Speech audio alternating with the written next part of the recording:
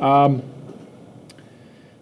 are you familiar with the with counting principle, the fundamental counting principle? That is something that I really want to emphasize, right? The fundamental counting principle is the main way. If all else fails, if you're drawing a blank on other things, that is the one I want you to know, okay? And I also introduced some visual, like tree diagrams or tables. You need to know how to do a tree diagram. And you also need to know how to do a table. I'll tell you this, a table is only useful when there's two events that you're comparing, right? Like tossing a coin and spinning or rolling a die, right? Like there's only two things involved. If you have more than two, you want to go tree diagram, okay? That's something I want to review briefly. Let's keep going. I talked about passwords, and so passwords with or without repetition. We talked about that. So if it's a 3-digit code, we call each slot is a specific event. Picking the first number is an event, picking the second number, picking the third number. So we go times, right? We multiply across. And to get our 10 to the power of 3, that's our universal. We talked about, there were a lot of scenarios that I went through with our password scenario. We talked about OR. Let me emphasize something with an OR in it. When you can think of OR, like different scenarios, like starting with 2 or 3 or 4, you need to make sure that the cases, that the first case doesn't somehow interfere with some other restriction that happens afterwards. And if right now you're like, what are you talking about? We're gonna come across that at some point. I'm trying to think where that happened. I think the very last one here. The very last one on page 4. Your code had to end in an even and start with either 2 or 3. When do you see an overlap? Because the 2 is also even, right? 2 is also even. So you're like, wait a minute, is there maybe a problem with that? If I start with a 2, but the number also needs to be even, that means that the last number is even, okay? Are we familiar with that? If the last digit in a number is even, the whole number is considered even. It could be like couple trillion, billion, million, 2, ends with a 2, that number is even, okay? So 0, 2, 4, 6, 8, if it ends in that, that number is even. So if you have a password that needs to start with a 2 or 3 and repetition is not allowed, you need to watch out. You need to split it into cases. And so case 1, if I start with a 2, then I have one option for that case. And then now out of the numbers that are available to me, I need to take care of the last one. And so if the number is supposed to be even, originally having 0, 2, 4, 6, 8 available, I cannot use 2 because 2 has already been used. So you're down to 1, 2, 3, 4 items. Okay. So I've used 1. I have 4 available here. And then I get to 8. How did I get 8 here? This is the one that students make a mistake quite often. They go, oh, I have 10 numbers, minus 1, now I have 9. Minus 4, now I have 5. So they'll put a 5 there, but that's not accurate. You always write down the options you have up top. Okay, you've got 2, you only have one option. Of course, one number is now removed from the 10. Over here, you had 4 options, but you're only removing 1 at a time when you're making a password. So you still go, if you have 10 available, you go minus 1, and then you're left with the 8 that fill in the middle slot. Okay, so you got to watch out for that. I did talk about it. I see the -1, -1, so hopefully that makes sense. I'm just reviewing it, of course. Okay. So now we're going to go to page 5 and continue our journey. Okay. Did you guys, I didn't assign anything, right? I just asked you to watch 1 to 4. You know what? I'm going to pause here and ask you to try page 5. Did anybody do page 5? You tried it? So it's filled in? All of it? No? Okay. I'm going to pause here, and if you did 5, great. If you didn't, this is your chance to give it a try, just to get the engine going, get the engine warmed up. So page 5, all about postal codes. You want me to get you started? I'll get you started. Okay, page 5. Winnipeg postal codes, they have 3 letters and 3 numbers. We use digits 0 to 9 for the numbers, of course, and letters I and O are not used that's just to avoid confusion. Is it a 0 or is it an O, right? What is the postal code? This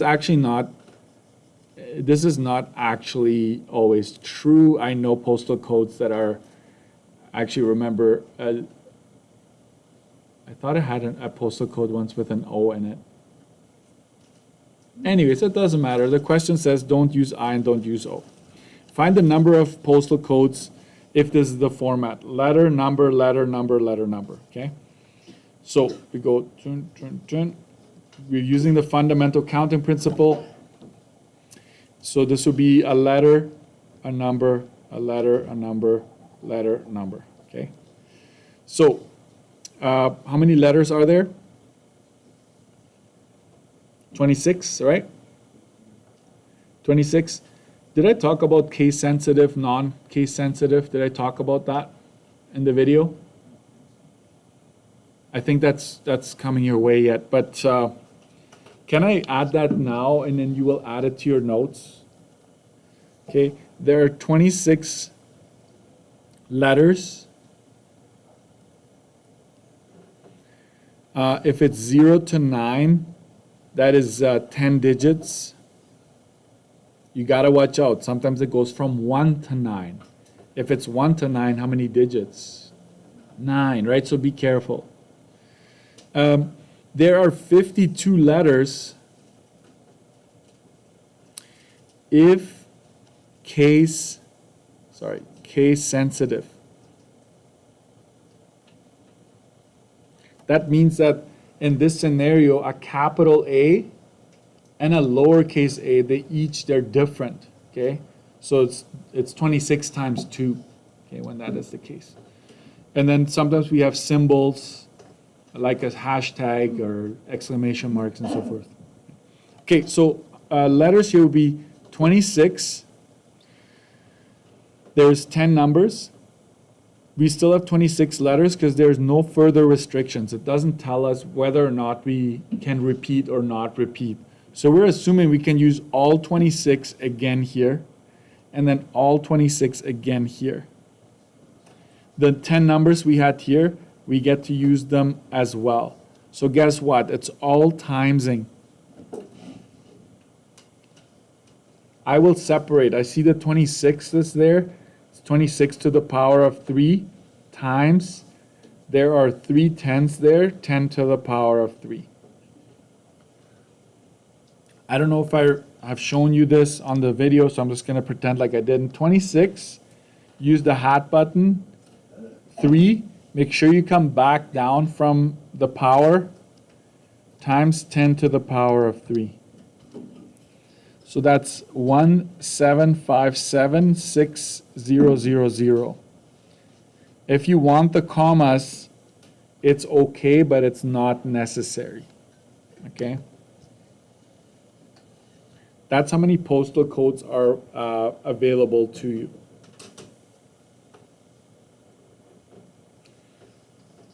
I will leave it up to you to do the rest for now, okay? And if you're stuck, you're stuck. If you want to talk to your neighbor, talk to your neighbor, but make sure you try to do something. Use a pencil and just get warmed up, okay? Filbert just made me.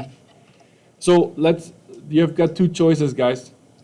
If you don't want to erase anything here, you just get rid of this. That's what I'm going to do.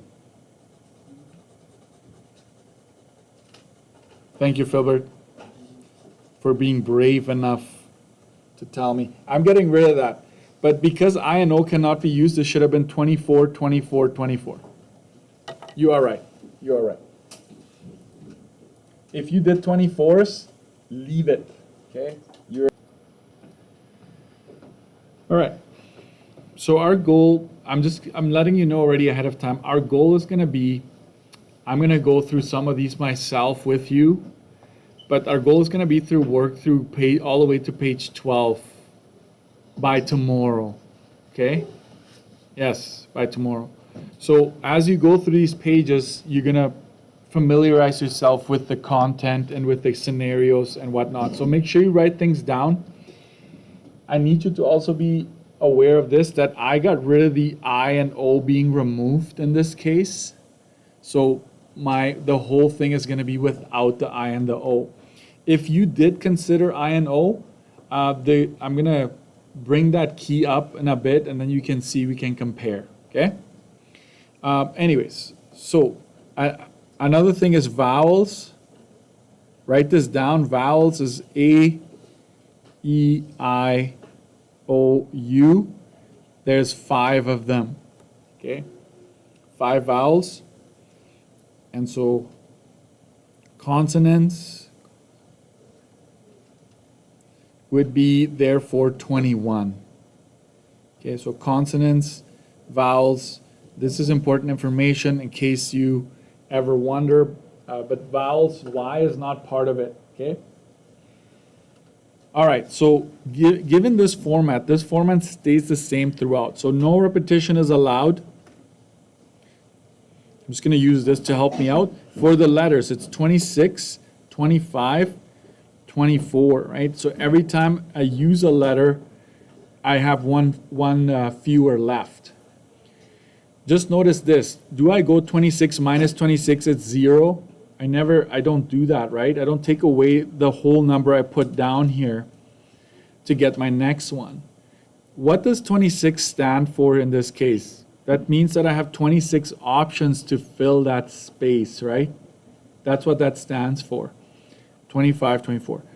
For the numbers, it will be 10, 9, 8. Okay, so all you need to do using the fundamental counting principle is that. Okay, so I need to actually figure this out. So this will be 260 times 25 times 9 times 24 times 8. And so is that what we're getting? Because I have the different number than my key now, so it kind of joke's on me, right, for changing the question. Okay, so that's how many are without repetition. Okay, these postal codes would not have any repetition. They wouldn't have, you should not see a postal code amongst these ones where you've got 2 that have like 2 1s, for example. There should not be 2 1s in any of my postal codes, or 3 1s, like nothing like that, okay? There shouldn't be a postal code with 2 R's, anything like that. So you're down to this. This one is your universal, guys. This one is the set of all postal codes that have no repetition, okay? The first letter must be an R and repetition is allowed. So 1, 2, 3, 4, 5, 6. This is an R, so when it's very specific, I put down what I have available. So there's only 1, okay? Repetition is allowed, so that means that this can be 26 and this can be 26, no problem. This is 10, this is 10, and that is 10. Okay, so I must start with an R, only one option. So it really is only what? This would be 10 to the power of 3 times 26 to the power of 2, because I don't really care about the 1, right? So that would be, what's 26 to the power of 2? 676, add 3 zeros. That's how many passwords I would have, okay? In this case. Does it make sense that we have fewer than no restrictions whatsoever? If you get an answer here that's bigger than your universal, you're in trouble, right? Every time you add some sort of restriction, you have fewer passwords or fewer postal codes available, okay? I know it's weird at first, but I think you're gonna get pretty good as you practice these, okay? Passwords, postal codes, they're very much the same, okay? The first letter may be an R or a W. What does or, I don't know if you remember the video, I don't know if I mentioned it in the video, but or, in our case, we want to add things, okay?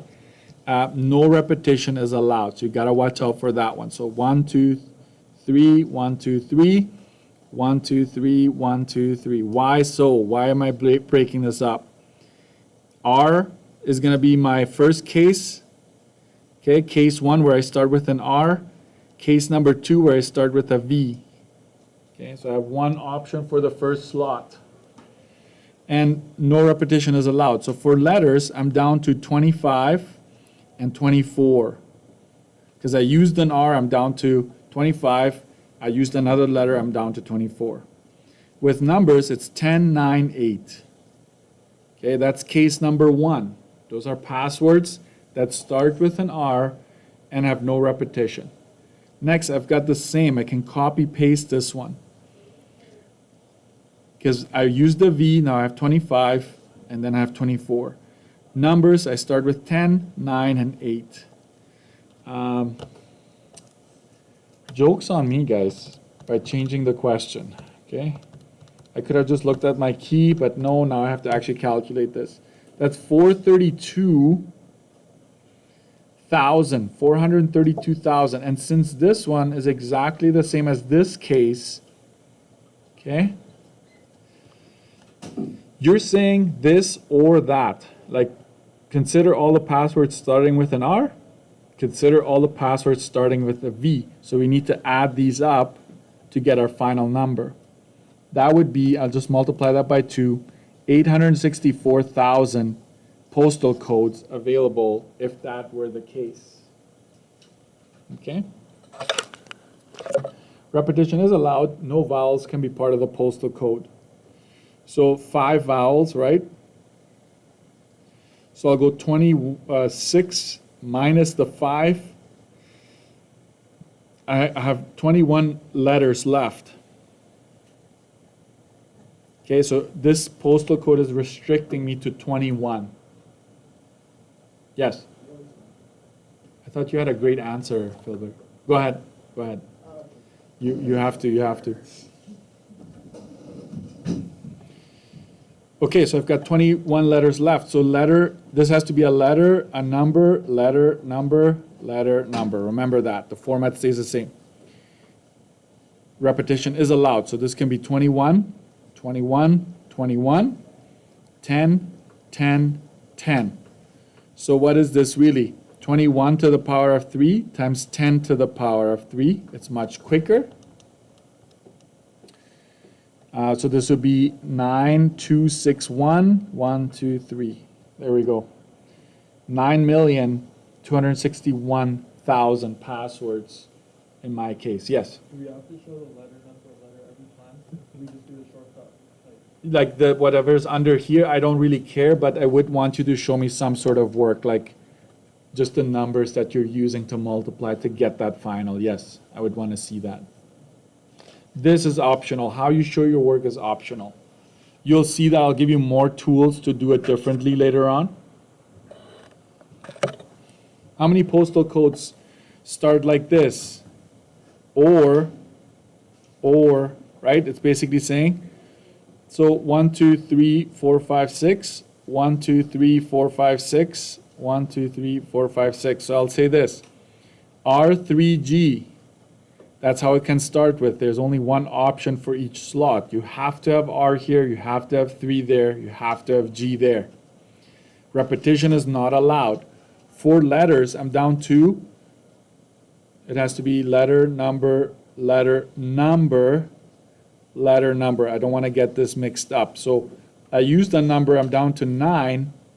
I used that number, I'm down to 8 for this slot. 4 letters. I've got 26 here, get rid of 1, that's down to 25, get rid of that, that's down to 24. right? You've taken 2 letters out of the mix. You're down to 24 for this slot. If you started with R4P, and then it's number, letter, number, it's still 111, 9 numbers left because 1 is taken, 24 letters left, and then back to 8 for this one. So we'll figure out what that is. And R5E, it's 111, number, letter, number, okay? It will look exactly the same. So when you do this, what do you get? 9 times 24 times 8, that's 1728. Every single option gets you 1728. 1728 that start with R3G, 1728 that start with R4P, and 1728 that start with R5E. You add that up, I'll just multiply mine by 3, you get 5184 postal codes. Why so few, right? Because you're very much restricting the first 3, right? It's down to 111. Like it used to be 20 something, right? And 10 and 20 something, but now you're restricting it. Next, how many codes would contain letters R, L, or M? Repetition is allowed. This is important. How would this change without repetition? So I'll do with repetition. If all you had was those 3 letters, letter, number, letter, number, letter, number. Some of you don't even need this anymore, right? So it's only those 3. There's 3, 3, 3. Numbers, we've got 10, 10, 10, okay? So that gives you 27,000 codes or postal codes. If you did this whole thing without repetition,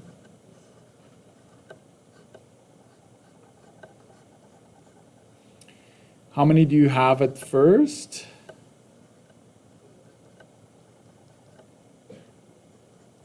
You've got 3 letters. You've got 10 numbers, down to 2 letters, down to 1 letter. Maybe doing the letters is smarter at first. Then you've got 9 and 8, like that. So that would give you 4,320 codes only, because you can't use the same letter over and over again. Okay, so that's how you do that type of question. Fun, hey? Yeah. Let's go to 6, page 6. Make sure you write this down. Probably the worst unit to start after time change. I'll make a note of that. Okay, let's go to 6.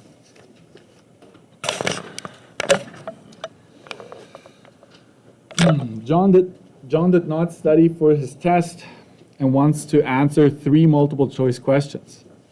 Each question, this is kind of like the physics test, right? Each question has 4 possible answers, A, B, C, and D. How many outcomes are there? Let's do the fundamental counting principle method. Question 1.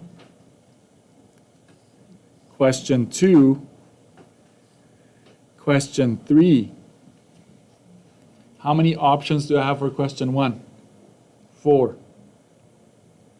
How many options are there for question 2? 4. How many options for question 3? 4. That would be 4 to the power of 3. That'd be 64 different outcomes. 64 unique ways to answer this mini quiz, okay?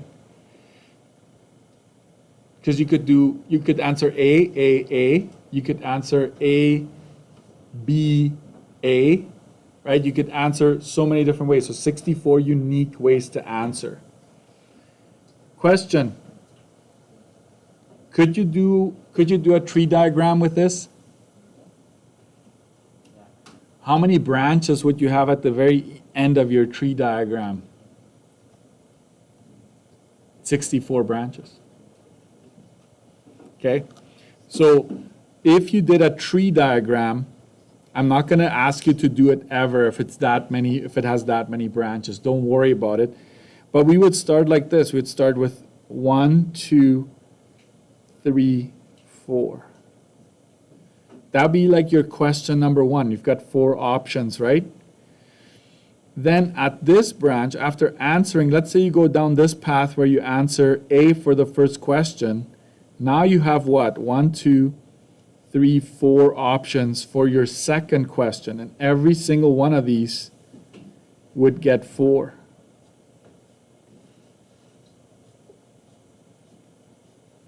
Right? That's your second question. For the third question, you would answer 4 again. For every single one of these, you would have 4 again. So there'd be 64 branches.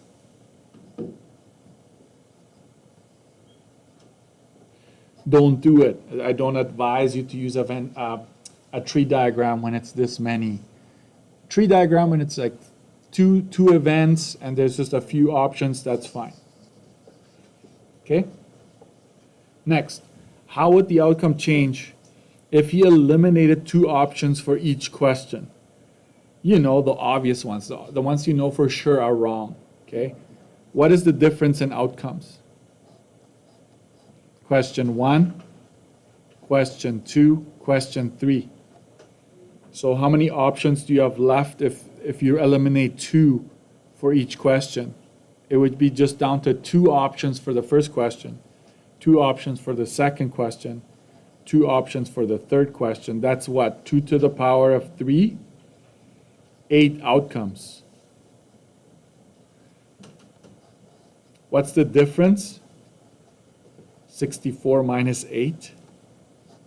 That'd be 56. Fewer outcomes. So if you just eliminate the obvious ones, now there's a lot less that you can possibly answer, a lot less mistakes that you can make, fewer mistakes. Okay?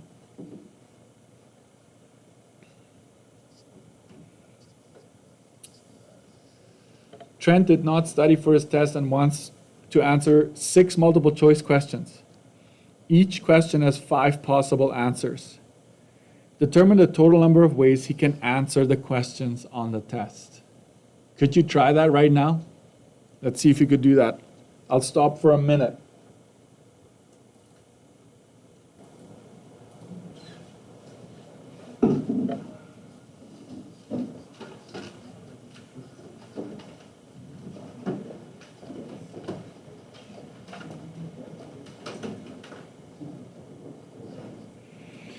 So you've got 5 possible answers for each multiple choice question. So 5 to the power of 6. If you go 5 to the power of 6, you get 15,625 ways. Okay?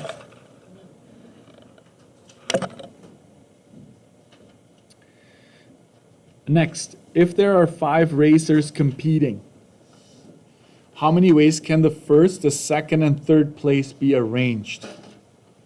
Note, since we are talking about people, we can't have repeats, right? In this case, because you're racing, right? There's only 5 racers. So if you wanted to have the first, second, and third position, how many options do I have to award the first position at the very beginning? 5, right? Now that the first has been awarded, how many are left for the second position? Now that the second has been awarded, I'm down to 3 for my third position. So that is 60.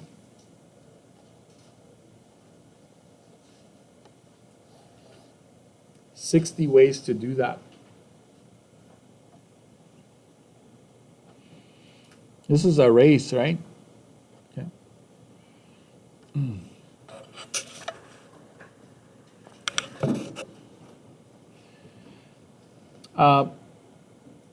What if, let's talk about a different scenario, okay? Just follow along with the scenario. What if I had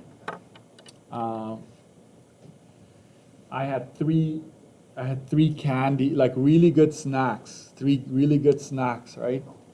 To divide it to the first, second, and third place of some sort of competition that we have amongst the students here.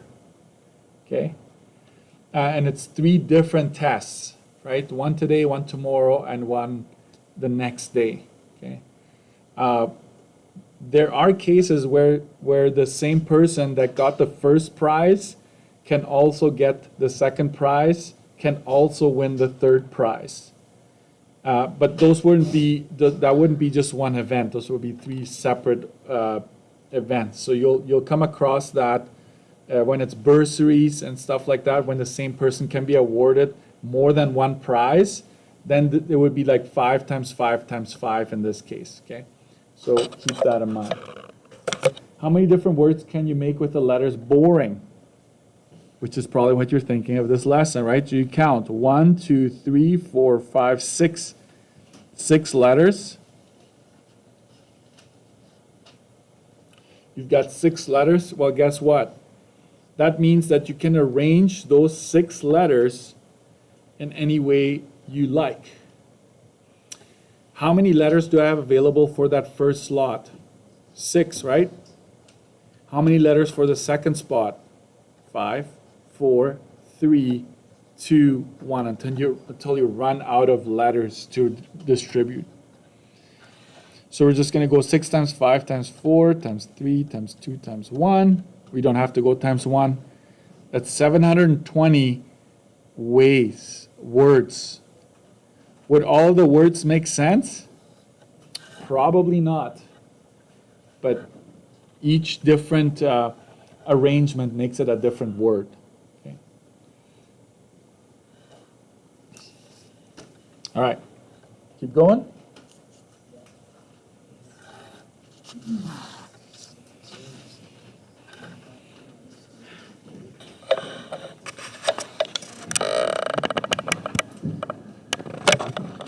Let's talk about the bursaries here. There are 30 people that applied for a bursary this year. There are 5 bursaries to be selected for. Determine the number of ways that students can be selected to receive a bursary. Assume that all participants have an equal chance of winning. Page 7. If participants can receive more than one bursary. This is bursary 1, bursary 2, bursary 3, bursary 4, bursary 5. How many ways can I assign those 30 people to the first bursary? I can select 30 people to get that first bursary, right? I can select the 30 again for my second bursary because I can give the first one the second one as well. So in this case, because the nature of this scenario, you have 30 options for every single bursary. So it'll be 30 to the power of 5. Use your calculator for this one, because you have to, unless we tell you otherwise, you have to actually give us the final answer. There are 5 zeros, as you see there. 24 million ways to assign the bursaries to these people. What if you can only give each participant one bursary? That's kind of like saying no repetition allowed.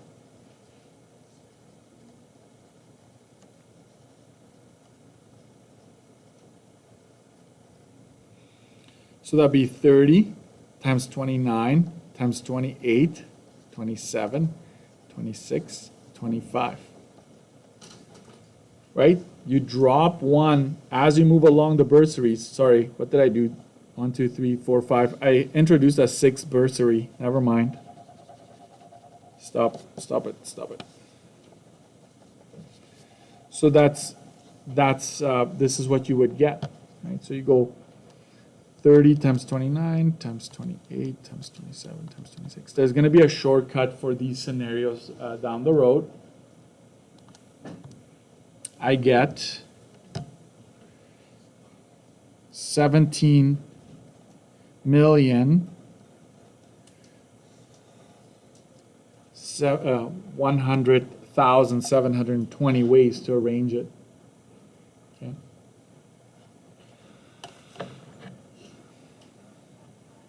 I'm gonna leave the rest up to you on that page. Okay, the rest on that page is up to you. Let's keep going. Page 8.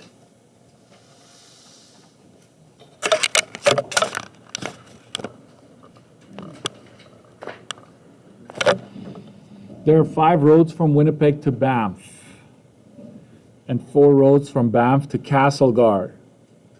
If you cannot travel the same road twice, how many ways can someone travel from Winnipeg to Castlegar? I'll say this, this is a classic, okay?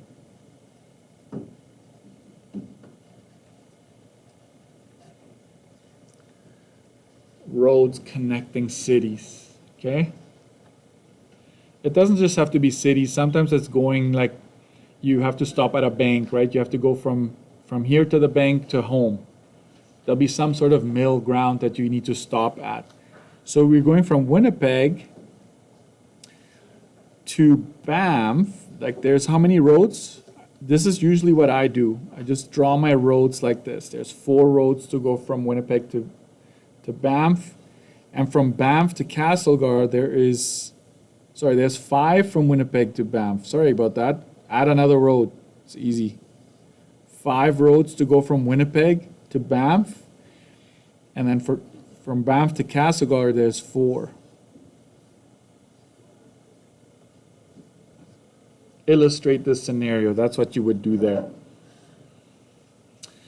How many different routes are there from Winnipeg to Castlegar? So listen carefully. You're going from Winnipeg to Castlegar. The assumption is you have to stop at Banff. Okay, you can't just go straight. So we're going to go from Winnipeg to Banff. You've got 5 options. Multiply that by the next event, which is going from Banff to Castlegar. How many options you have there? 4, right?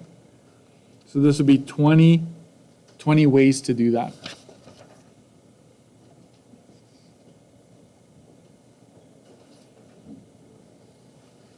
There's 20 different ways to go there. To go from Winnipeg to Castlegar.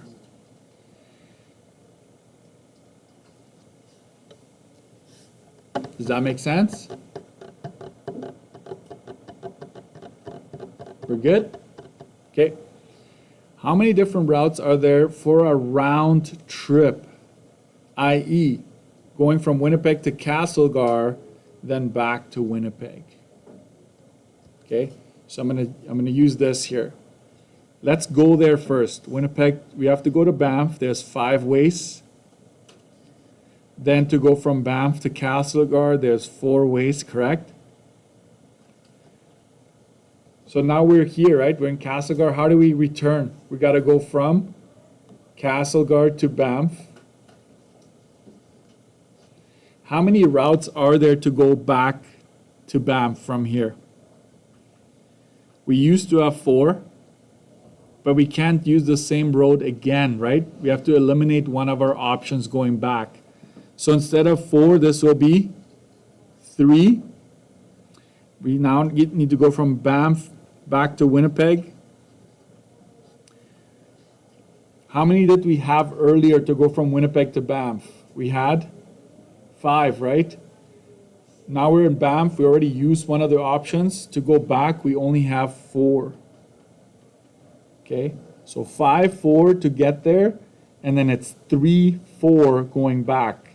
And you should notice that this drops by 1, and so does the first stretch. It drops by 1 as well. So 5 times 4 is 20, 60, 240 ways.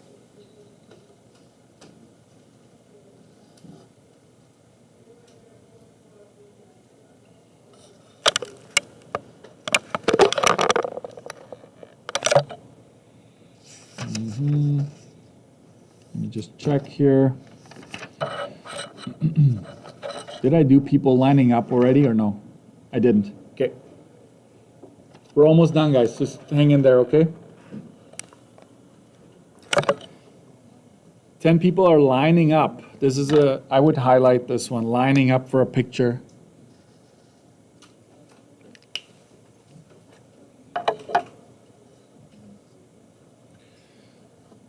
It consists of 8 players and 2 coaches. How many different ways can the team line up for a picture? Lining up for a picture. This is, you know, it's going to be fundamental counting principle. So it's going to be 1, 2, 3, 4, 5, 6, 7, 8, 9, 10. So it's going to be 10, 9, 8, 7. Why am I counting down, guys? Why am I not going 10 times 10 times 10? You can't take the same person, right? If you only have the 10 and you're like, hey, you, line up. You've got 10 for the first spot on the left. Then it's 9, 8, 7, 6, 5, 4, 3, 2, 1.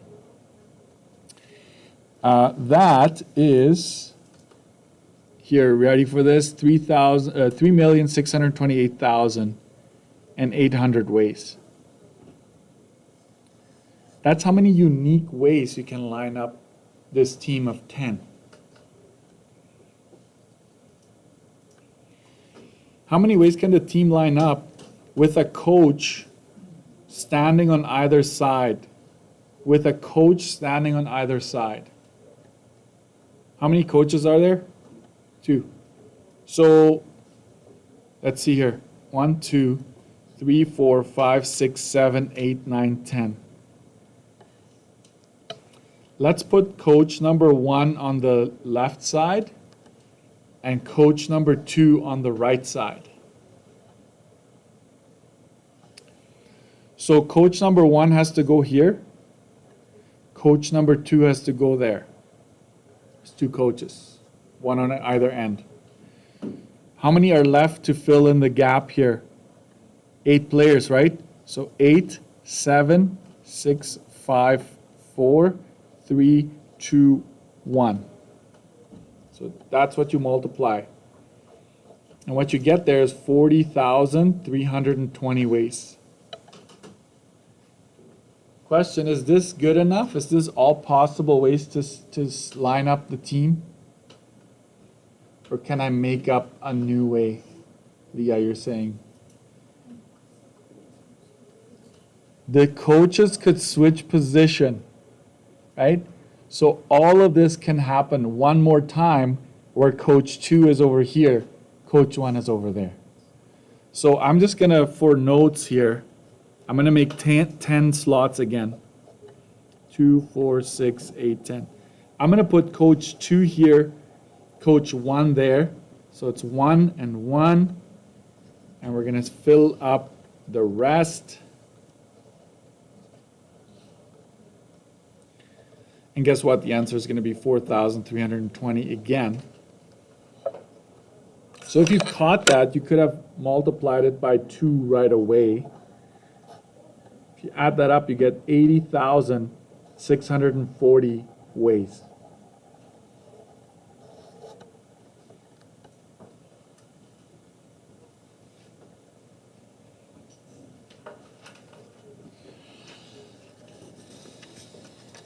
Okay, so as I said earlier, I know this seems like a lot, but I'm going to assign it anyways. So anything from pages 7 to 12 that I haven't done, I want you to try. It doesn't take that long to do it. I will check tomorrow. Even if you get it wrong, that's not what I care about right now. I would be surprised. I'd be surprised if you aced them all. I would be surprised. I just want you to try it. Yeah. Question? Okay, hold on one second.